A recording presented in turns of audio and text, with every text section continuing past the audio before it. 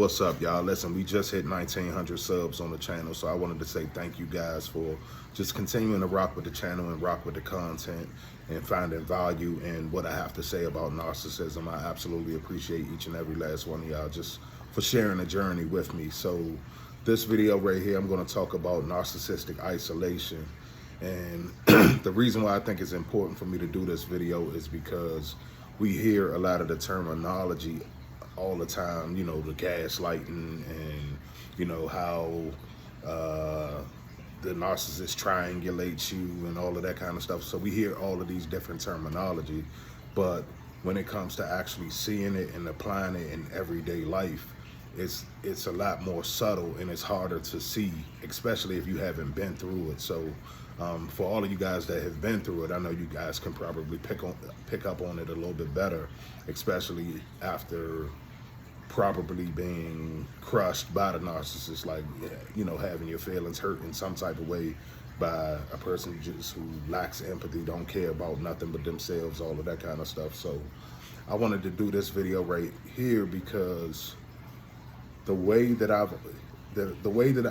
I've watched several videos on people explaining how the narcissist isolates you, and I've even watched a few of like the self-aware channels where they talk about how they isolate their victims and how the narcissist will come in and try to like isolate you from your friends and family and things like that. So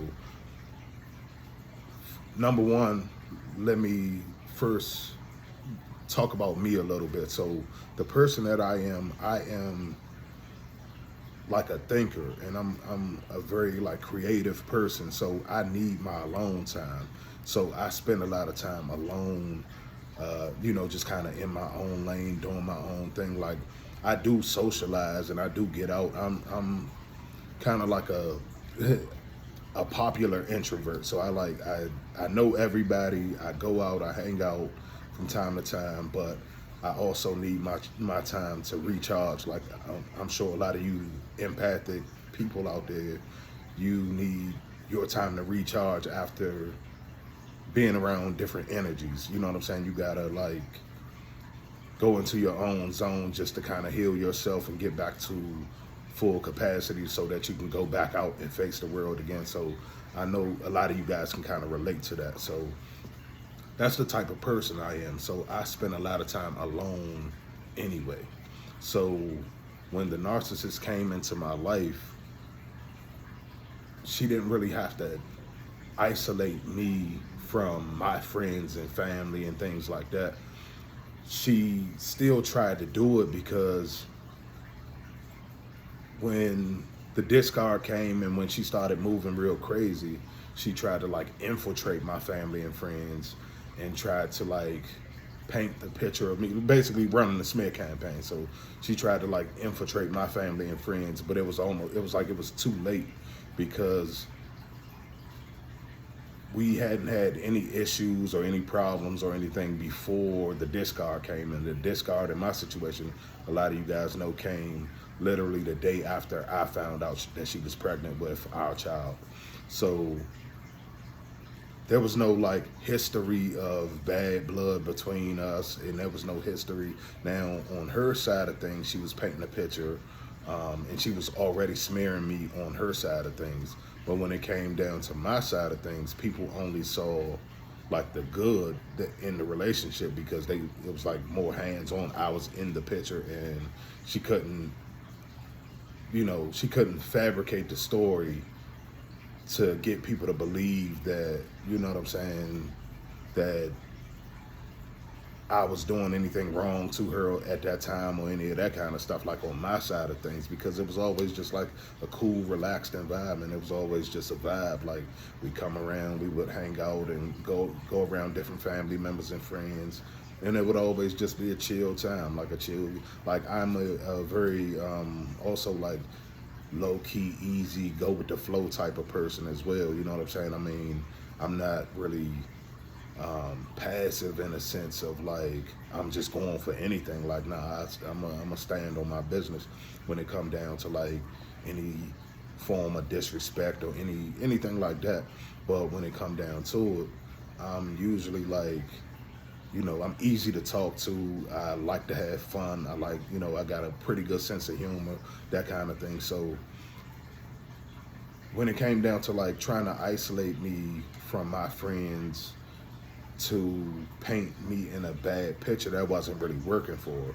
So instead of her being able to paint me in a bad picture to my friends and things like that, the isolation that I always hear about, like from all of these different channels and all of the different ways that I've heard isolation explained, basically a lot of them come from the standpoint of the narcissist isolating you from your family and friends and things like that. So I think that in my situation, my network was already, so number one, my network is, I keep a small circle, you know what I'm saying, number one. And the people that I have around me, I've pretty much had around me all of my life. So that, and it's very important to have some solid loved ones around you, especially after learning about narcissism, because it's kind of like, what if I was on an island by myself and I didn't have any other reflections reflecting back? Because all of us, we're like holding up mirrors to each other. So if I didn't have other reflections reflecting back to me that there was something off in my situation dealing with the narcissist, I may have only had the reflection from the narcissist and only had that one perspective to see, like, her manipulation. And basically, she would have, been able to, like, get me to believe the lies and all of the gaslighting and all of the, storytelling that she did, because I wouldn't have never really had any other perspectives to bounce anything off of, because it would have just been us living in that shared fantasy, like that fantasy that we had of what I thought was a relationship, what I realized was just a transaction to her. So her trying to isolate me from my family wasn't really feasible. It wasn't even really, it wasn't something that would be beneficial in her situation.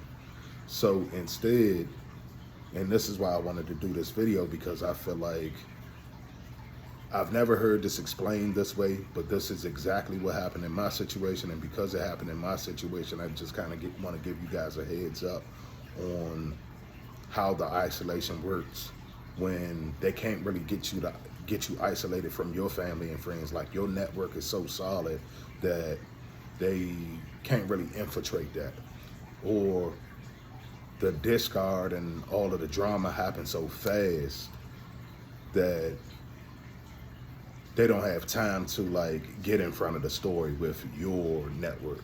You know what I'm saying? So in my situation, what she did was she got pregnant, but she kept me isolated from her family. So she didn't isolate, she didn't try to come in, infiltrate and isolate me from all of my network and my family and my loved ones. But what I noticed is the entire time of her and I dealing with each other, she only let me meet a few of her family members, and it was always the ones that would serve the purpose for what she needed at that time. So if she needed to present like a cool front, she would introduce me like to the cool cousin that's all that get along with everybody. That's, oh yeah, this person cool, he this, that, and so, and of course, me being laid back and, the type of personality that I am, I would meet her cousin or something, and I would always be like, oh, okay, yeah, you're a cool dude, what's up with you? And you know what I'm saying, we would dap up, and it would always be like, a cool situation. It would always be a vibe between us, because we had the mutual, I guess, love for the narcissist. So she wouldn't necessarily, like, she would only let me meet people who will serve her interests in that moment. So when she started to devalue and discard me, I started meeting the family members that was kind of like the ride or dies for her, that was going to rock for anything. The flying monkeys that probably already had a bad taste in their mouth about me, because she had already, like, gotten in front of the story on her side of things and started smearing me way before I even knew what was going on. So the smear campaign in my situation, what she tried to do was she tried to play on the cultural differences, because she comes from a Caribbean background and I'm American black. So she basically tried to play on that with her network and tried to make it seem like, well, you know, American guys, they think they're better than us, and they, you know, they look down on us and all of that kind of stuff. So she actually tried to smear me with that, and she tried to paint that picture of me just being like, oh, I was just having sex with her, but I didn't think she was good enough for me to keep her around. And not only did I not think she was good enough to keep me around, I looked down on her family, and I looked down on her family members, and, you know, I looked down on her culture, all of that kind of stuff, which was like the furthest thing from the truth, because I actually admired a lot of the things about their culture. I was actually extremely attracted to this person, especially because we had past history. You know what I'm saying? It wasn't necessarily just an attraction of, you know, me just being so physically attracted to her. It was more so the fact that I had known her for so long, and not only did I know her for so long, I felt like we had so much history between us that history was kind of pulling at me. It was the history was pulling me in. You know what I'm saying? So basically, in my situation, she didn't really have an opportunity to try to separate me from my folks. But what she did was she kept me separate from her folks. So now what that looks like is, now we have a child together, right? So we have a child together, but she's already smeared me to that whole side of the family. Now, the discard came, she discarded me, but remember the picture that she tried to paint was that I looked down on their family, and that's why I left, and I thought I was better than them and all of that kind of stuff. So she literally painted that picture to her whole family so that I would look like the bad guy, and she could go on with the new supply and keep it moving, and basically try to, I guess, hoover me back later. And I guess she's going to try to figure out how to smooth that over if she was to be able to hoover me back. Unfortunately, she, you know, and unfortunately for her, she wasn't able to hoover me back. You know what I'm saying? I wasn't going for it. Like, once I started learning about narcissism, number one, and once I, you know, just saw the level of disrespect. I didn't even have to learn about narcissism to really know that I wasn't going back. It was just a level of disrespect for me that was just like, nah, man, I would never deal with you again, because if you are willing to disrespect what we had as far as a friendship, and as far as, you know, even the time that we had invested into that situation, if you was willing to shit on that for literally nothing, like, so you can go out in the streets and, I guess, chase some more dick, like, you know what I'm saying? To me, I'm like, you know, I'm gonna let you go ahead and do your thing. I'm gonna salute you, and I'm gonna see you later. I'm gonna wish you well in life, but I'm just knowing that it's no good that's gonna come from that. It's no good that's gonna come from bringing a child into this world and then just abandoning the father and basically trying to, like, play parental alienation games and keep this person away from their child and all of that kind of stuff. It's like, it's no good that's gonna come from none of that. You know what I'm saying? And I know a lot of people don't necessarily believe in karma. Some people do. You know what I'm saying? But for me, I know every time in my lifetime, every time that I was attacked in any type of way, when it came down, like, spiritually, anytime that I was attacked in any type of way and I felt like I needed to get revenge or something like that, the higher power stepped into that situation and delivered karma in ways that I could never even think of. You know what I'm saying? So I've seen karma work, you know, time and time again when somebody has came across, especially when I was innocent, you know what I'm saying? And normally, because I don't ever really have malicious intent for anybody, and I'm always like kind of just in my own lane, and I kind of mind my own business, I don't really get into a lot of beefs and a lot of negativity and all of that kind of stuff. But when it does happen, and I'm innocent in it, and I'm completely like, man, listen, you just, I don't know what it is, but you know what I'm saying? You basically coming for me, and I ain't really did nothing to you, and you know what I'm saying? Anytime it was a situation like that, it always kind of backfired for that person, and it kind of backfired in a way where I didn't even really have to do much except for just stand in my truth and stand in my own lane and just be confident in the person that I am, and you know, not necessarily go back and forth with nobody, but just stand my ground in the situation, just let them know, like, listen, I ain't rocking, like, I ain't going for it, you know what I'm saying? So every time that type of situation happened, even when I thought about trying to get revenge on people and all of that kind of stuff, it literally, karma would beat me to the punch, you know what I'm saying? And karma would beat me to the punch in a way where I wouldn't even see it coming, you know what I'm saying? So because I wouldn't even see it coming, I'm like, damn, you know what I'm saying? I would always look back at the situation like, damn, I wouldn't even, you know, thought about doing that, or I wouldn't have even taken it that far, like, you know what I'm saying? And that's how I know karma is absolutely real, you know what I'm saying? Like, the energy that you put out and the deeds that you do, you know what I'm saying? What you reap, you will sow, you know what I'm saying? So it's gonna come back to you. So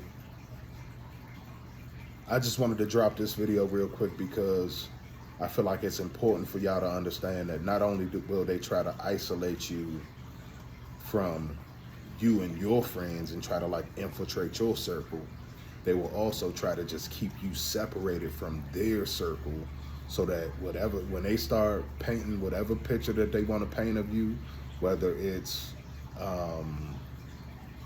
you know, they're going to play the victim and say that you did this and you were a cheater and you were this and you were that.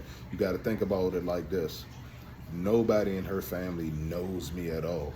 You know what I'm saying? And the ones that know me a little bit, they don't know me well enough to know, like, if she goes back and says, oh, well, he was cheating on me and he did this, and even though she was the one that was, like, basically she's projecting everything that she did, how she left and everything, like, she could literally play the victim and try to say that I left her because she wasn't good enough, and I left her because, you know, American guys think that they're better than people from the Caribbean and all of that kind of stuff. Like, so, you know, she played on that kind of stuff, and I'm almost certain that there are a few people on her side that's looking at the situation and it's like, nah, that don't even make sense, because why would this person lay down with you and basically plant a seed in you if he thought that he was better than you in any type of way? Or, you know what I'm saying, why would he, you know, bring a child into the situation if, you know, it was like you saying it was, number one. And then number two, how is it that you are already off to new supply doing your thing? You know what I'm saying? Like, people seeing through the play, and people can see what's going on. But in her mind, I guess she feels like, okay, as long as these people don't know him, they don't know, you know, who my child's father is or whatever the case may be, and because I have them so separated, I can tell all of my family whatever story I want to tell them. And they only have that one version of what happened. So because they only had that one version, it's like, damn, okay, you know, we just got to roll with that.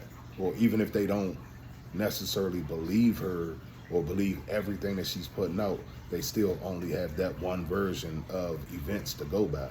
You know what I'm saying? So when you're trying to put the pieces of a story together and you only have one side of the story, it's like, okay, you kind of just got to rock with things at face value.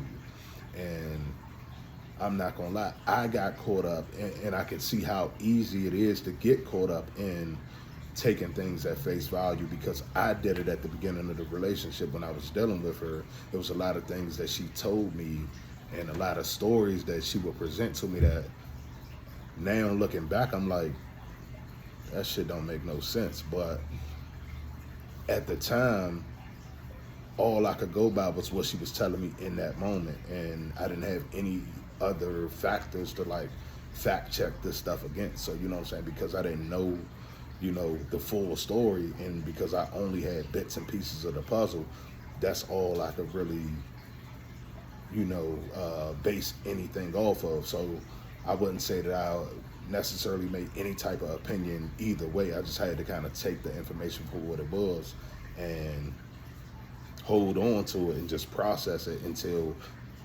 I got more pieces of the puzzle, basically. And so once I started getting more pieces of the puzzle and started being able to fill the picture in, I started being able to see like, oh shit, this whole situation was a game.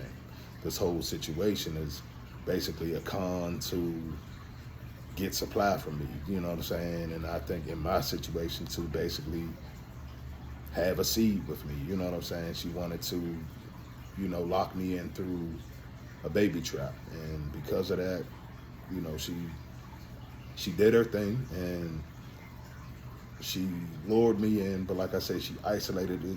I'm gonna get back to the isolation part, because she, you know, she basically kept me away from her entire family. So when she started to smear my name, number one, it served like several purposes. Number one, because I don't know them, I don't hear about the smear like that. You know what I'm saying? So only time I heard about the smear was when we first had, when I first had my son, and I was like going around to all of the different like little events and stuff like that, because my son was like brand new. So they, you know what I'm saying? It was like, you know, little family parties that they were having, and I thought that her and I was going to, I didn't know about narcissism at that time, and I didn't put the pieces together of like her being like a pathological liar and like as dangerous and stuff as she is. I didn't put all of those pieces together at that time. But so I was still, you know, kind of going around the family. I was still kind of going around and trying to engage with my son and trying to be, you know, just be there for my child, basically, you know what I'm saying? And hoping that there was some hope that we could rectify whatever situation, at least for us to be good co-parents, you know what I'm saying? Like, I was never really tripping off of, you know, being locked into a relationship with her or anything like that. So if she wanted to do her own thing, that would have been cool with me under the right circumstances. Like, you know what I'm saying? If she would have just came and hollered at me and just said, listen, I want to talk to other people, you know what I'm saying? I think you're a good dude. I want to have a child with you, you know what I'm saying? Like, we were that cool. Like, we were literally that cool before she, you know, before the discard and before she started, you know, before all of the lies were kind of unraveled. We were so cool that she could have literally just came and told me that, you know what I'm saying? She didn't have to play none of the mind manipulation. She didn't have to like try to, she was finessing, you know what I'm saying? She's a finesser. Like, she comes in and she uses her sex appeal and she uses her charm and all of that kind of stuff to basically infiltrate the lives of men like me, who are like, you know, reserved and independent on their own and kind of just to themselves, you know what I'm saying? And she goes and finds different guys that, and of course these type of men, like when you talking about somebody that is independent, a lot of these people are lonely, you know what I'm saying? A lot of these people are, you know what I'm saying, let's keep it 100, like, because it's a lot of times where I'm like, damn, I'm in this house, you know what I'm saying? I got this and I got that, and I'm working this job and I'm working that job. But sometimes I want company too. Sometimes I want to, you know, lay back and kick it, you know what I'm saying? And laugh and enjoy and, you know what I'm saying, all of that kind of stuff too. And I don't think there's nothing wrong with that, especially as grown adults, you know what I'm saying? I don't think there's nothing wrong with wanting some type of intimacy and some type of, like, you know, just partnership, some type of fellowship with another person, you know what I'm saying, another human being. Like, you want some type of human contact. And a lot of times introverts, we are so to ourselves that, you know what I'm saying, it could be months before, you know, you actually have some type of, you know, outside interaction. You know what I'm saying? I could like literally come in my house and get into a zone where I'm, okay, I go to work, I come home, I work some more, you know what I'm saying? Or I start working on this different business project or that different, you know, this idea that I want to do, or, you know, all of these different things that, like I said, I'm a creative type of person. So, you know, it's easy to get tunnel vision and caught up into your lane when you're an introverted person, and when you are a goal-oriented person, it's very easy for you to just get one-track minded and like tunnel vision and just stuck in that direction and stuck in that mode of like, okay, work, and then you realize like you haven't, you know, had any type of fun, you know what I'm saying, or any type of just like emotional bonding with another person, that kind of thing. So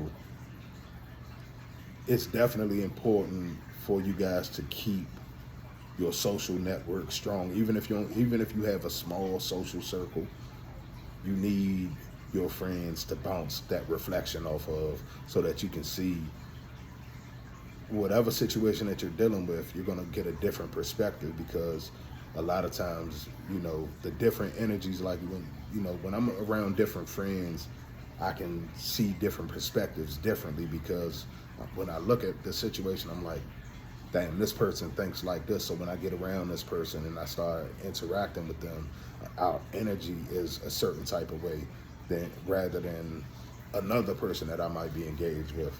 And the fact that I have strong, solid people around me, and people that love me and actually cherish the person that I am, it was kind of easy for me to not, you know, fall into the reflection or fall into the picture that the narcissist wanted to paint of me. Plus, I've always been the type of person that was very self-aware anyway. You know what I'm saying? I know who I am. I know my strengths. I know my weaknesses. I know my vulnerabilities. I know all of that. You know, I know all of these things about myself, and I've studied these things in myself pretty much my entire life. So when it comes down to it, when the narcissist was trying to devalue me and, like, you know, trying to, you know, just tear me down completely, that's probably the only thing that kept me sane in that situation and kept me alive in that situation. Because the level of disrespect that she was doing, like the stuff that she was doing behind the scenes that a lot of other people weren't seeing, and like I said, because she was keeping me isolated from her entire network, and they only know the parts of, like, she's gonna get around them and play the damsel. She's gonna get around them and, oh my God, he just left. I don't know why we had the baby and he just disappeared. I don't know why, you know, and she's over there playing that game. And like I said, playing the game of, I think I'm better than them and all of that kind of stuff. So while she's over there playing that game, it's almost to the point where it's like, you know, she basically really could have had me boxed into a situation where everybody completely turned their backs on me in that situation and just roll with her story. But like I said, I think what happened was, number one, my network was too solid. I had too many loved ones around me that actually knew how I move. You know what I'm saying? You're going to have people around you that know you to the core, especially if you're an authentic person and this is who you just naturally are.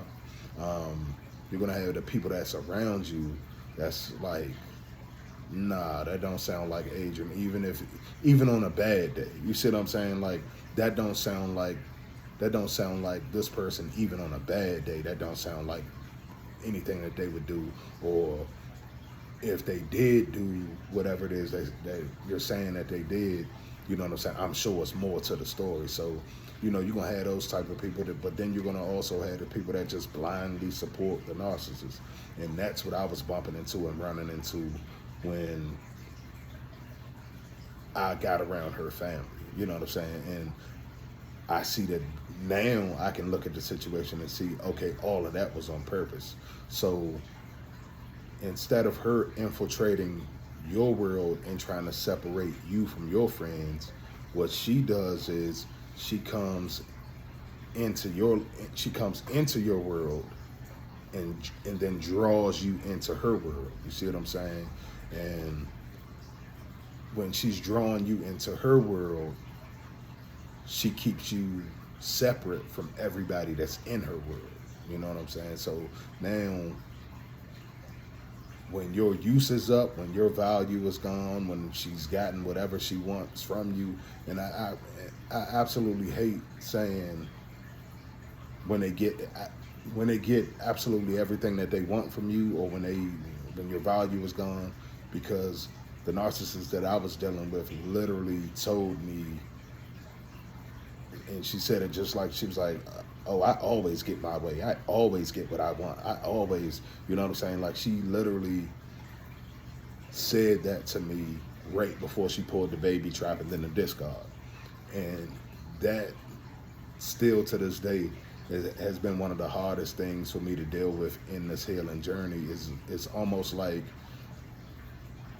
it was the warning, because she literally said this maybe like a week or two before she started like really going in real heavy and seeming like she was trying to get pregnant. So she had turned the love bomb all the way up and just started, lying about, being on birth control, and lying about, not trying to get pregnant and all of that kind of stuff. And then at the same time, like yanking the rubber off in the middle of us having sex every time, all of that kind of stuff. Like, and I'm like, whoa, wait a minute, what you doing? And it would always be a finesse about, no, baby, I just want to feel closer to you. I love you. I feel more connected to you. And of course, me being just in the moment and, enjoying the situation, and then also not thinking that somebody will, somebody that you grew up with, and that you don't think that somebody's like playing those type of games with your life like that. You know what I'm saying? Because it's something that you wouldn't do. You know what I'm saying? So that's another thing that I learned in this situation is it's a lot of things that I won't do, and it's a lot of lines that I won't cross that she had no problem crossing. You know what I'm saying? She had no, like, I wouldn't do some of the things that she did to me in the end, like towards the discard and towards the, the final, just like hoorah or whatever. It's like she did some stuff to me that I wouldn't even do to my worst enemy. You know what I'm saying? She was so the level of disrespect. You know what I'm saying? Like, the level of disrespect was so out of pocket that that's when I knew something was wrong, because it was like the punishment wasn't fitting the crime. You know what I'm saying? It was like, I didn't do anything to you except got you pregnant. You know what I'm saying?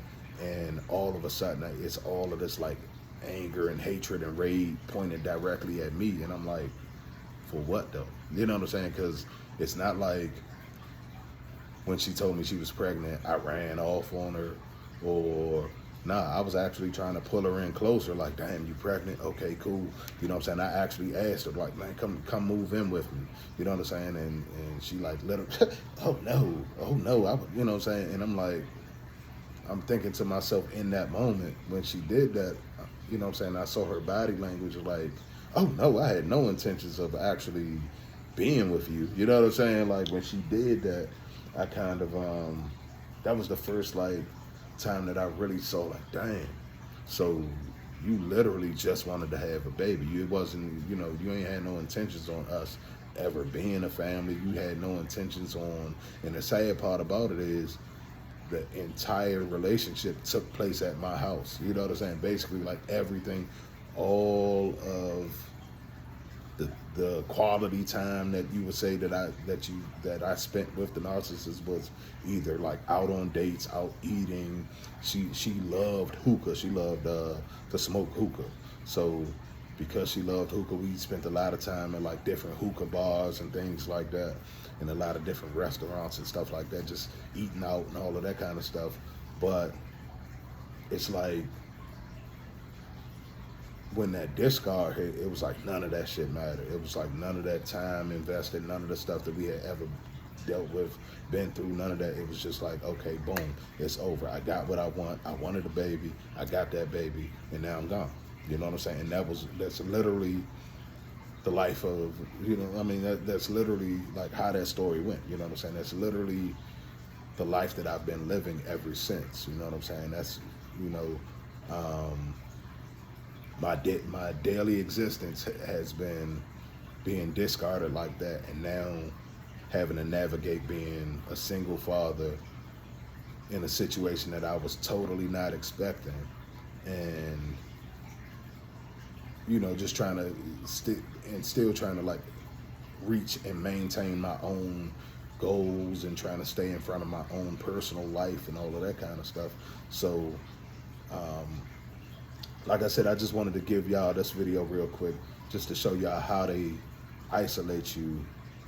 Sometimes they don't necessarily come in and isolate you from your family and friends, because a lot of times they can't. You know what I'm saying? Like, if your network is solid, you got a lot of loved ones that really rock with you, they can't really infiltrate that. A lot of times they can. A lot of times, like, if you got some chinks in your armor where you can't, but I feel like if that is the case, then it's still a good thing, because now you can see that some of your family members and some of your loved ones that was around you really didn't rock with you how you thought they did. You know what I'm saying? So anybody that was in my situation, I had so many solid people around me that she wasn't really able to like penetrate that gap anywhere. She tried, but she couldn't really get into my circle like that. So because she couldn't really get into my circle, she just isolated me from her circle. And then it's like she almost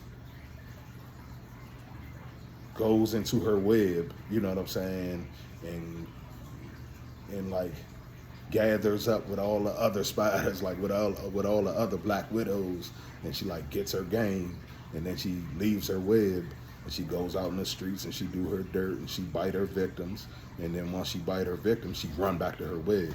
You know what I'm saying? She run back to her nest, and she go hide under them, and they protect her. You know what I'm saying?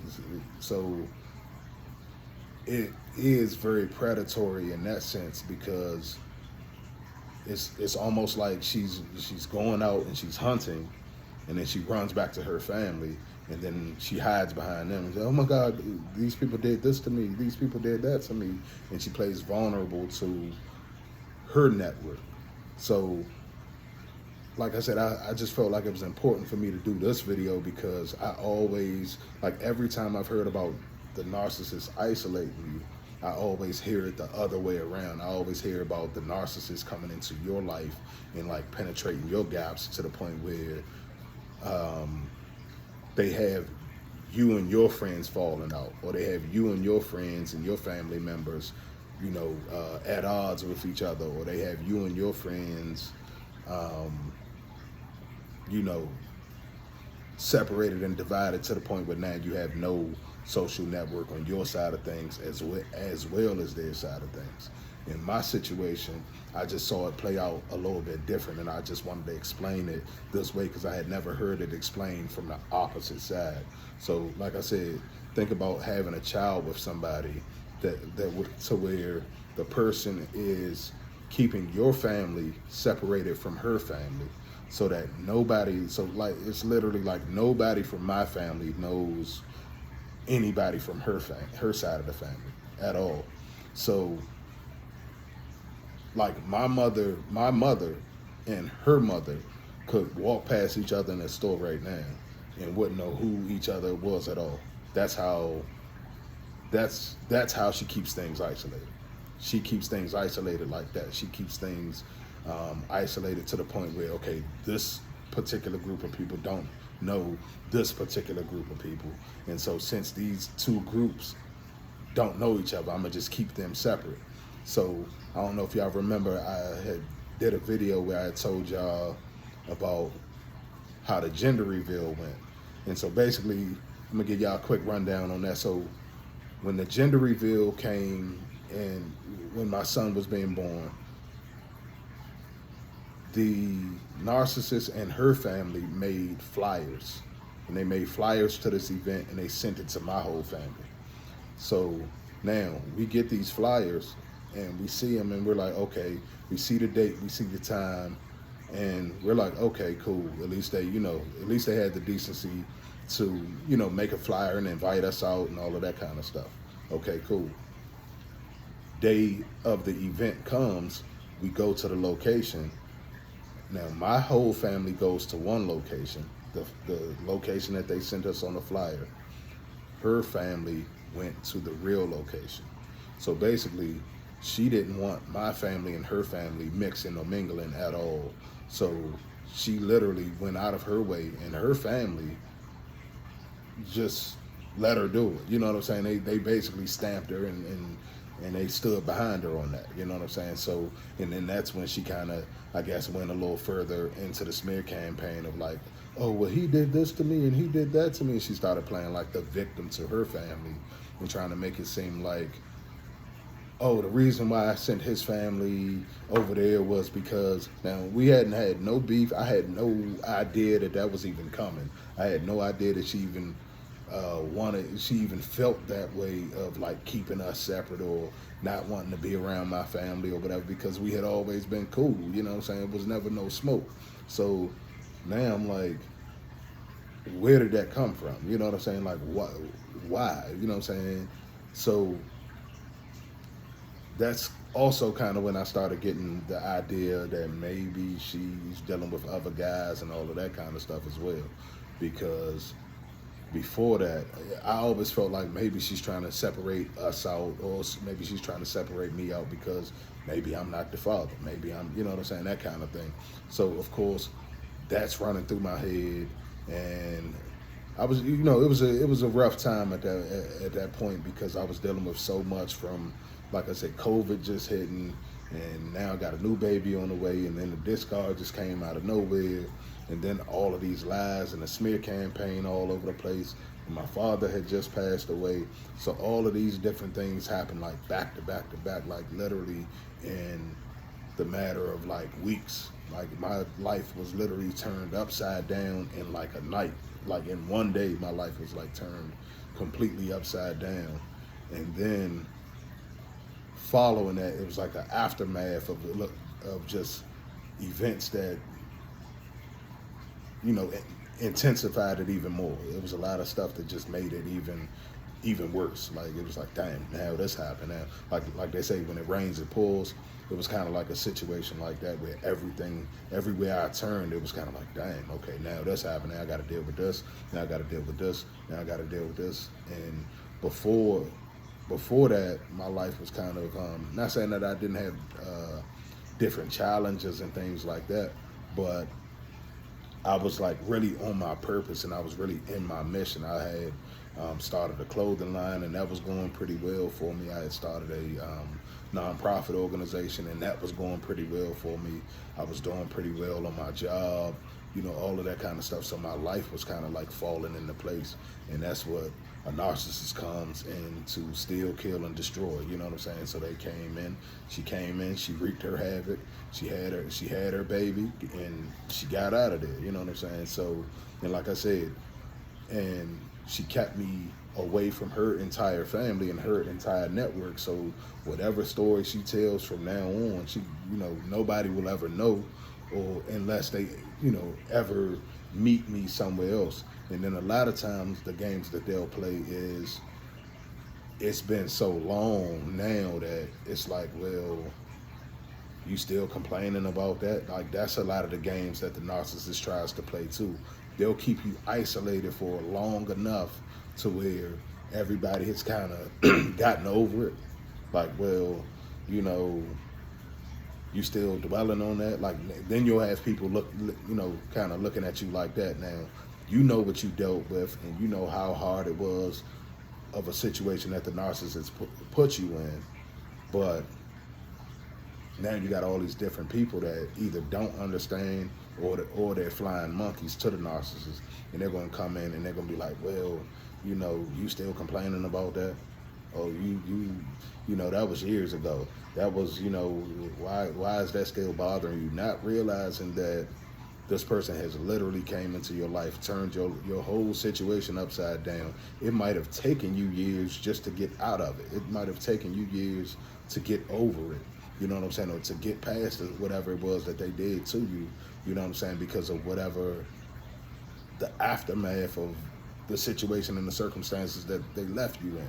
You know what I'm saying? So, but you'll still have these people that, you know, still have a lack of empathy. They're going to come to you now. And you're going to have all these outside people coming at you like, you still tripping off that? Oh, that little boy, he almost 4 years old now. He almost 5 years old. He almost 6, 7 years old now. So you still, you know, you still tripping off of that. You still bothered by this. You still bothered by that. So that's kind of why you got to just cut yourself all the way off from the whole network and just focus on you. Get back to your health. Get back to, you know, on top of your grind and on top of your game. And, you know, a lot of what happened in my situation was having a baby took away a lot of the free time that I had to focus on the things that was, you know, like focus on the clothing line that I was doing so well before, but now I have a baby on my own on the weekends. You know what I'm saying? Like literally, and now it's getting a lot better because he's, you know, he's a toddler now. You know what I'm saying? So he's doing a lot of he's becoming more and more independent as the days go by. You know what I'm saying? He started walking fairly early, and he's very intelligent and very athletic and all of that kind of stuff. So it's a lot of things that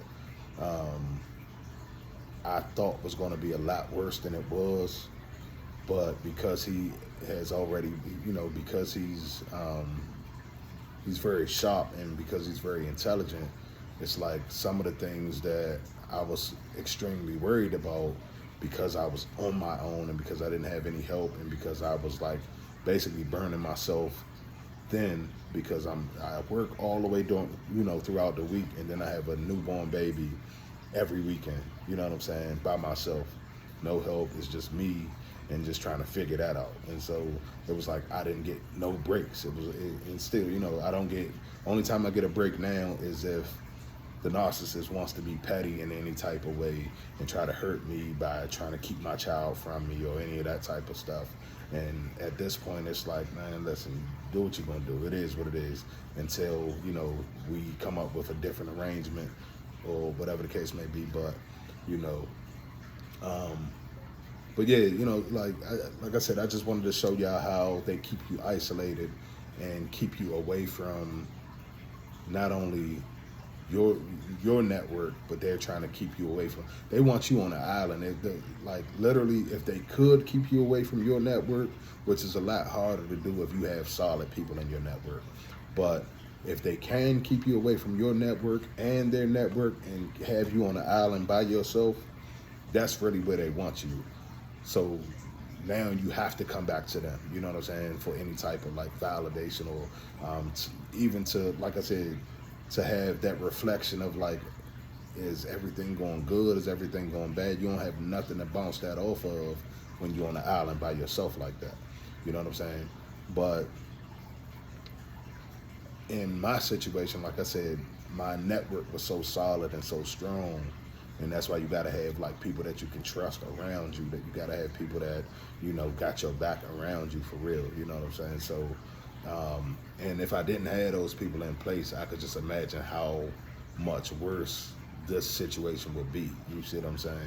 So that's why I want, you know, I know some of you guys are introverts and loners and all of that kind of stuff, but it's still very important for you to at least socialize yourself enough to where you have a select, solid group of friends, so that, you know, 1, 2, 3 friends that you can honestly really trust and go and, you know, at least bounce that reflection off of and try to at least, you know, bounce some ideas off of that other person and see what their thought process and see if they see anything wrong with it. Because a lot of times, you know, especially if you grew up in toxicity, you can't see that this person is being toxic towards you. But a lot of times your friends around you can see like, wait a minute, you know what I'm saying? Why she say that in this particular situation? Or why did she act like this? Or why did he say that? Or why did he act like this in this type of situation? You know what I'm saying? So a lot of times the outsiders will see the BS before you will, you know what I'm saying? Especially if you've grown up in toxicity and you've been groomed to basically deal with it your whole life, you know what I'm saying? So, like I said, I hope y'all got some value in this video, because I honestly feel like this is one of my better videos because of the fact that it's something that I dealt with firsthand, and it's something that I have not actually heard explained from the perspective that I just gave y'all. Because like I said, all the other videos that I had ever watched on how the narcissists isolate you, it was always from the aspect of the narcissist isolating you from your friends and family, and like coming to infiltrate your gaps and get in between you and your friends. And I've always heard like, oh yeah, you know, the narcissists will come in and they'll sleep with your friend, and know, but they'll sleep. And not saying that won't happen. I'm pretty sure like that's happened in a lot of cases, and I'm pretty sure that if my network had those type of weak links in it, luckily my network was small enough to where I can kind of contain and see, you know, and know that this person wouldn't do this person wouldn't do this. But I could just imagine like if she started trying to like penetrate my associates, and like, because I like I said, I know a lot of people, and I just don't hang with a lot of people, you know what I'm saying? So it's like, it's hard to try to hurt me through somebody that I don't hang with and see every single day, you know what I'm saying, that kind of thing. And this person's just kind of like an associate to me, you know what I'm saying? So it's definitely good to protect your circle, but it's also good to have a circle, y'all, you know what I'm saying? So, man, don't let the narcissist put you on an island by yourself and make you feel like, you know, you're not worthy of friendships, or, you know, you're not worthy of having love in your life or any of that kind of stuff. You gotta take the situation for what it is, keep pushing, and know that the narcissist is just, you know, they come in, they come in to try to steal, kill, destroy, then they gone, you know what I'm saying? And if you allow them to come back for the Hoover or any of that kind of stuff, then it's just gonna keep on cycling through, and they're gonna keep on doing it. But I just had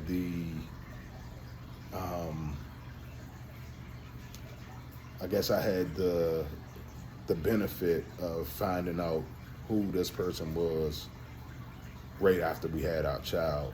So I didn't have to, you know, continue to go through cycle after cycle after cycle after cycle with this person, especially while trying to raise a child, because I could honestly see, especially those people that are trying to stay in it and make it work for the child, you are putting so much into that narcissistic person that it's inevitable. It's going to eventually take away from the quality of the parent you could be to your child, you know what I'm saying? And that's one of the things that helped me through that whole discard phase and all of that kind of stuff, was like, okay, she's gone, but now I have this little boy, and I still have to give him the life that he deserves, even though she did what she did, you know what I'm saying? And that's kind of what kept me going and what kept me motivated. Was like, okay, listen, he's innocent in all of this. He didn't do anything except be born. And so the fact that he's here now, I can't let him feel what I've been through, you know what I'm saying? I can't let him, you know, I can't let him suffer because I didn't see who his mother was, you know what I'm saying? I couldn't see through his mother's games and all of that kind of stuff. So, like I said, I just wanted to drop this video. I hope y'all found some value in this one. I hope it resonates with some of you guys as far as, you know, how the narcissists isolate you. Like I said, it's not only your network, but they'll isolate you from their network as well. And the whole reason that they do that is just to keep you separated and be able to stay in front of whatever story that they're trying to paint in front of their folks, you know what I'm saying? So Whenever they start to smear you to your folks, that's why you can't worry about their folks, because their folks literally, their network is groomed already to believe anything that they got to say anyway. You know what I'm saying? So I will tap in with y'all again on another video, hopefully this week. If I have time. I've been extremely busy, man. So I absolutely love and appreciate all of y'all, and I'll tap in with y'all later, man. See y'all in a minute.